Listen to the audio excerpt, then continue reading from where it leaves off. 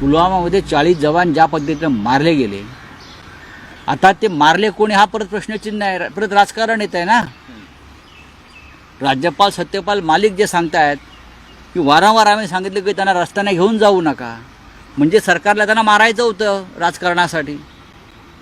हे जर कोणी म्हणालो तर त्याला देशद्रोही ठरवलं जाईल, त्याला पाकिस्तानात चालतेव्हा सांगितलं जाईल.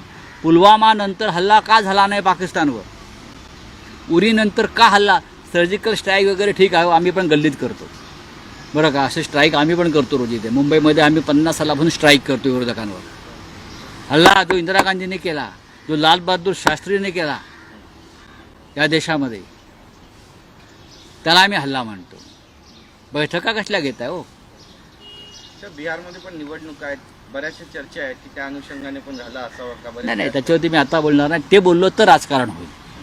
पण प्रधानमंत्री सर्वपक्षीय बैठकीला उपस्थित न राहता त्यांची जबाबदारी होती, विरोधी पक्ष काय बोलतो हे. पण ते पूर्वनियोजित कार्यक्रम त्यांनी रद्द नाही केला. ते बिहारच्या निवडणूक प्रचाराच्या सभेला गेले. पूर्वनियोजित कार्यक्रम राहुल गांधींनी रद्द केला.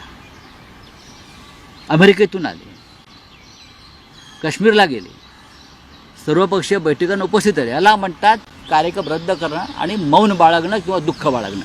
कधीही भारत हल्ला करू शकतं. पंतप्रधानही कालपासून सगळ्या उच्चस्तरीय बैठका घेत आहेत. काय असं वाटतं की होऊ शकेल युद्ध? अशा बैठकांचं व्हिडिओ चित्रण होत नाही. इंदिरा गांधींनी जेव्हा हल्ला केला पाकिस्तानवर,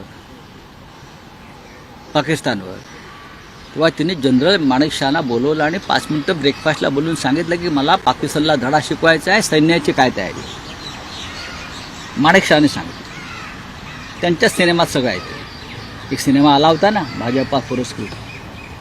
माणिकशॉ म्हणाले मला 15 दिवस लागले. ठीक आहे, 15 दिवसांनी आपल्याला पाकिस्तानला खतम करायचं. आणि पाकिस्तानला खतम करून दाखवलं, 2 तुकडे केले. याला राजकीय इच्छाशक्ती म्हणतात. ही तुमच्यात आहे का? नाही. तुम्ही काय करणार? आम्ही तुमच्या पाठीमागे आहोत. इस संकट के घड़ी में हम सब आपके साथ है भाई. लेकिन जिसकी वजह से बार बार ये संकट आ रहा है, पुन्हा पुन्हा संकट येते, त्यांच्या चुकांना पाठीशी घालणं हे योग्य नाही. म्हणून मी सत्य बोलतो आहे.